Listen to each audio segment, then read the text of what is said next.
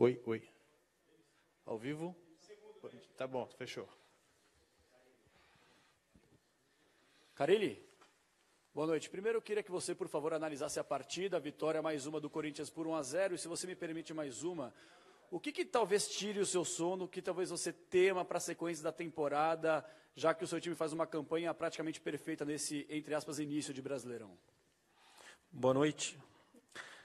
A respeito do jogo, aconteceu tudo o que a gente tinha planejado, ainda mais depois que confirmou a escalação, o Botafogo com um atacante só, como característica que é o Guilherme. Então a gente sabia que era para jogar no nosso erro, por isso que a gente ficou bastante com a bola, tendo paciência, rodando bastante a bola para ter paciência para entrar na defesa do adversário, né? Segundo tempo, 15 finalizações, 9 certas, no segundo tempo só contra nenhuma do adversário e jogando em cima. Então a ideia de colocar o Marquinhos Gabriel e trazer o Jadson para dentro para ficar com 2 armadores por dentro e ter jogadores agudos do 1 contra 1 pelos lados. E funcionou muito bem. Jogamos em cima do Botafogo o tempo todo, né? E mais uma vitória merecida. A questão de, não só eu, a questão de tirar sono, eu acho que vai fazer parte de todos os técnicos nesse momento até agosto, né? São Paulo perdendo jogadores, o Santos pode perder a qualquer momento. Jogadores que estão se destacando, e pela nossa campanha, isso pode acontecer. Sei que a diretoria vai trabalhar muito para que isso não aconteça até dezembro, mas a gente sabe que pode acontecer. Boa noite, Fábio. Você falou agora rapidamente sobre a entrada do Marquinhos, né? Foi inegável, pelo menos para a gente acompanhando aqui, de que as alterações transformaram o jogo, né? A do intervalo bagunçou um pouquinho, o Botafogo se defendia muito bem. Foi ousada, e a segunda, que foi a do Pedrinho, mais lá na frente, foi decisiva porque ele participou do jogo. Queria te perguntar se você acredita que técnico e jogador tem estrela. A gente sempre ouve isso, né? Foi estrela do técnico, estrela do garoto que entrou e ajudou a decidir a partida. E se você concorda que as 2 alterações modificaram o resultado do jogo. A questão da estrela aí, Ortega, eu não me apego muito nisso, né? Tem um técnico um ex-técnico que eu admiro muito, né? Que é o Muricy, que fala que aqui é trabalho, né? E aqui é trabalho também, né? Todos os jogadores sabem o que tem que fazer quando entra em campo. Tem um grupo muito equilibrado, muito equilibrado. E desculpa, qual que era a pergunta, meu Ortega? Sim, a ideia era para mudar o jogo, para continuar em cima deles. Quando você pega adversário fechado, você tem que colocar jogadores que vão para o drible, que vão para o 1 contra 1 para quebrar essa marcação. E essa foi a intenção de Marquinhos e Cleison. Depois com o Pedrinho entrando também, jogador de qualidade, que tem 1 contra 1 muito forte, né? Jogador inteligente, além de ser um armador, tem 1 contra 1 muito forte. E sim, as modificações deram resultado sim. Fábio, boa noite. Até em cima disso, quando você colocou o Marquinhos, você dominou o Botafogo, né? O segundo tempo foi de ataque contra a defesa, o tempo inteiro no último terço do campo, a bola passando para lá e para cá. Eu fico imaginando o que o técnico pensa, não posso fazer mais nada, né? Só falta a bola entrar. E daí você sacou o Pedrinho. Foi para jogada individual também? Eu coloquei o Pedrinho em campo. Isso, colocou o Pedrinho em campo. Sacou o Cleison. Isso, sacou o Cleison para colocar o Pedrinho. O que a gente pede nesse momento é que continue persistindo e com muita concentração ali atrás, quando você pega um adversário que vem para jogar no seu erro, né? O Botafogo, claro, que priorizou, segurou alguns jogadores que são titulares pensando na Libertadores ou no desgaste de quinta-feira. Não sei qual foi a ideia do Jair, né? Mas quando a gente viu a escalação no vestiário, sabia que era para isso. Então o que a gente pede nesse momento, tá jogando em cima do adversário, ter paciência, não fica forçando que é o que o adversário quer, que o momento certo vai aparecer. Né? Repetindo, 15 finalizações em um tempo de jogo é muito, com 9 certas, 9 acertando o gol, contra nenhuma do adversário. Então, o que a gente pede nesse momento é para continuar persistindo e com muita concentração ali para não ser surpreendido. Fábio, boa noite. Durante o jogo deu a impressão que o Corinthians estava enfrentando alguém que marca tão bem quanto o Corinthians marca quando essa é a proposta, naqueles jogos de contra-ataque do Corinthians. Queria saber se você teve essa sensação, enquanto o gol não saía, de que estava provando do próprio veneno, uma equipe defensivamente tão bem armada como é a sua. E queria que você falasse também sobre o trabalho feito em cima do Pedrinho, até de força física, ele não tem entrado sempre, para ele poder entrar e, num curto espaço de tempo, poder ajudar a resolver o jogo. A questão da primeira pergunta aí, repetindo, né? Não é a primeira equipe que nós enfrentamos assim. O próprio São Paulo veio aqui jogando no nosso erro, com 4 ou 5 zagueiros em campo, não lembro agora.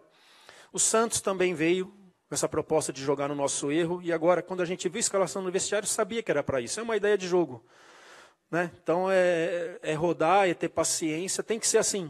A equipe que vem jogar contra nós, quando a gente está com o resultado a favor, ele também tem que ter isso. E muitas vezes não tem, a gente sabe aproveitar bem os erros do adversário nesse momento. Sobre o Pedrinho, um jogador de muito talento, né, que está trabalhando bem. Estamos fazendo um trabalho com ele, sim, né? Estamos vendo alguns jogos para colocá-lo, sim. Jogos de muito choque ainda não é para ele. Temos que preparar. Temos que ter paciência. Eu participei, trabalhei um ano com o Lulinha, em 2009. Uma qualidade imensa, que talvez em 2007 foi atropelada pela situação e o moleque ficou queimado, né? Penso em tudo. Eu sei que hoje o time está organizado e é mais fácil para o Pedrinho isso, né? Mas pode ter certeza que vai ser um grande jogador de futebol brasileiro. Carille, o Corinthians ele abriu uma vantagem enorme, né, em relação ao segundo colocado, 7 pontos. Em relação ao terceiro bloco que vem de trás também, é uma vantagem muito considerável. O Corinthians, dependendo da combinação de resultados, com 2 vitórias já conseguiria ficar ali nas cabeças para brigar pelo título do primeiro turno. Como administrar nesse momento uma vantagem tão larga, uma gordura tão grande que o Corinthians fez até aqui em tão pouco tempo no Brasileirão? Eu não trago para o meu grupo nada que possa trazer mais responsabilidade a eles. Não falo de invencibilidade, nunca falei e nunca vou falar. Lá no começo, quando tudo aconteceu, eu falei que ia ser de jogo a jogo. E assim nós vamos continuar, né? Foco agora, preparação para o jogo da Ponte Preta no sábado, né? É a nossa final. Campeonato de pontos corridos tem que encarar todos os jogos como uma final. Todos os jogos são decisivos. E é assim que nós vamos. Então, não falo nada, sério, não falo nada, né, sobre 25 jogos agora. Não falo, não trago, porque eu acho que é uma cara, puta, tem que ganhar da Ponte, tem que manter a invencibilidade. Não, temos que ganhar da Ponte. Trabalhar para ganhar da Ponte. Jogar bem e fazer por merecer.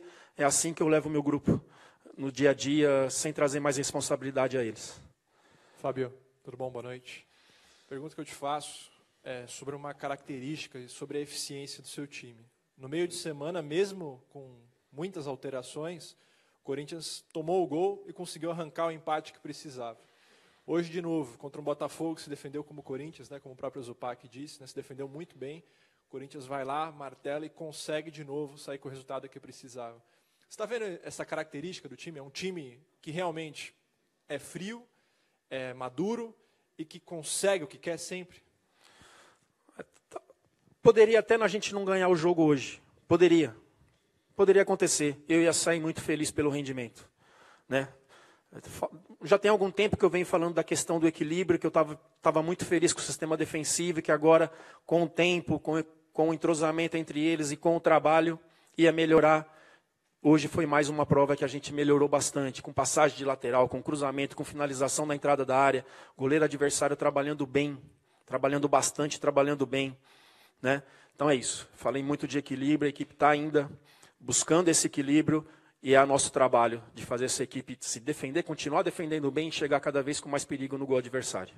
Carille, gostaria que você falasse agora um pouquinho dessa semana de treinos que o Corinthians terá pela frente, né? Porque a maratona de jogos foi grande, agora tem um trabalho aí, uma sequência boa, né, de treinamentos, já pensando nesse jogo diante da Ponte Preta.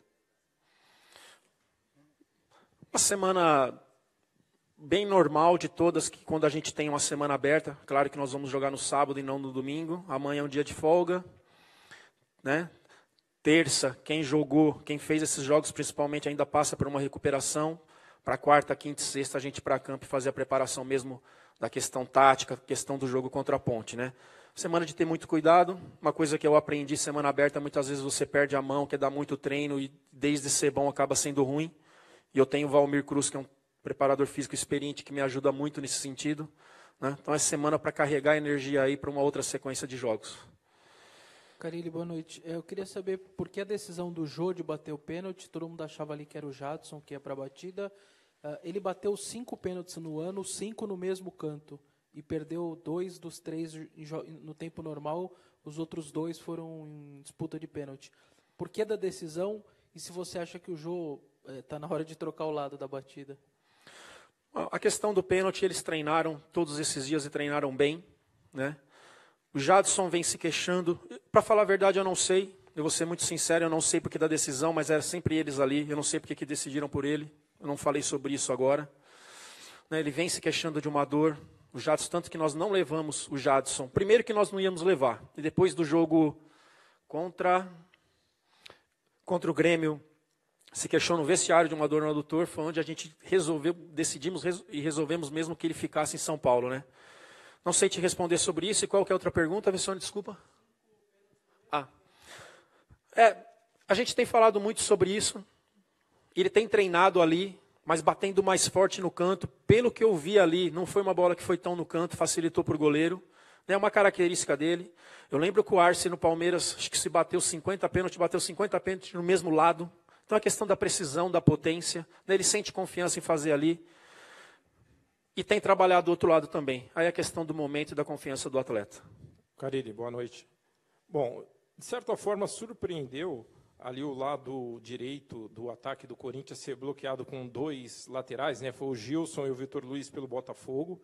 No início do jogo e na segunda etapa teve certa mudança na agressividade do time, né? E a segunda pergunta vai de encontro ao Jô, né? Porque ele perdeu o pênalti, mas hoje fez uma grande partida, pelo menos na minha opinião, e fazendo o gol, premiou ele por todo o trabalho. O que você entende sobre isso? O nosso lado direito é um lado muito forte, né?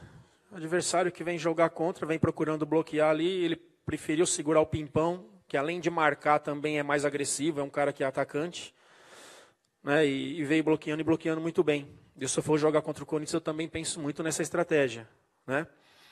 E na questão do jogo, cara, aquilo que eu falo, saímos contra o Inter de Porto Alegre na questão da Copa do Brasil, não acaba o mundo, a vida segue. Perder um pênalti, não acaba o mundo, a vida segue, continua persistindo, né? É isso que me deixa muito feliz desse jogo, o goleiro deles pegando bem e a gente continuando, concentrado, não correndo risco, né? Mostra o equilíbrio da equipe. Carille, boa noite. Parabéns por mais uma vitória. Obrigado. Queria tomar só um segundo para fazer um elogio pessoal. Para mim, você é a maior revelação da nova safra de treinadores. Eu estou muito feliz porque você mantém o que você apresenta desde quando você chegou ao Corinthians com o Mano Menezes. Então, parabéns pela sua conduta. Obrigado. Com relação ao jogo, os companheiros já dissecaram praticamente tudo o que havia de se falar. Eu queria te perguntar acerca de poupar atletas. Nós estamos em junho, 11ª rodada do Campeonato Brasileiro, e eu vejo ontem Palmeiras e Grêmio poupando, Santos foi para Goiânia, poupou, quase perde o jogo lá, o Botafogo poupando porque tem viagem para o Uruguai. E aí eu lembrei, eu apresentei um programa de sexta-feira em Caraguatatuba, na Caraguá FM, e eu falei do seguinte: quando Zico, Sócrates, Falcão, para não dizer lá atrás, né, pegavam ônibus para fazer viagens Rio-São Paulo, Rio-Minas, São Paulo-Minas, e jogavam quarta e domingo também. Hoje em dia, viagem de primeira classe, bons hotéis, fisiologia, tudo de melhor. E acho justo, os atletas merecem porque o esforço é muito grande. Mas não é muito cedo para tanta gente estar poupando tanto jogador em junho, ou o calendário brasileiro que não se adequa ao europeu há tanto tempo promove isso, Carille? Primeiro, muito obrigado, tá? Os seus elogios, obrigado. Só tem uma questão aí, cara. A intensidade mudou demais. Aí você pega a Copa de 70, de 82, que eu gosto de assistir, você vê um trabalho técnico, um trabalho de passe, praticamente pouca velocidade, mais de pé em pé. O futebol mudou muito, cara.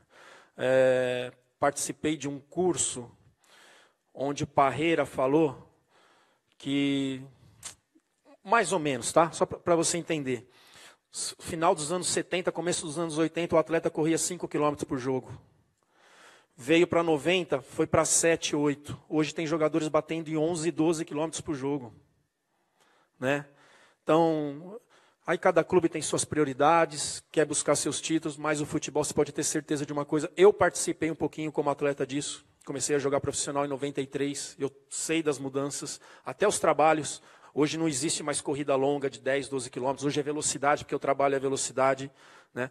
E eu sei que os jogadores de hoje saem muito mais desgastados do que saíam antes. O futebol está muito intenso.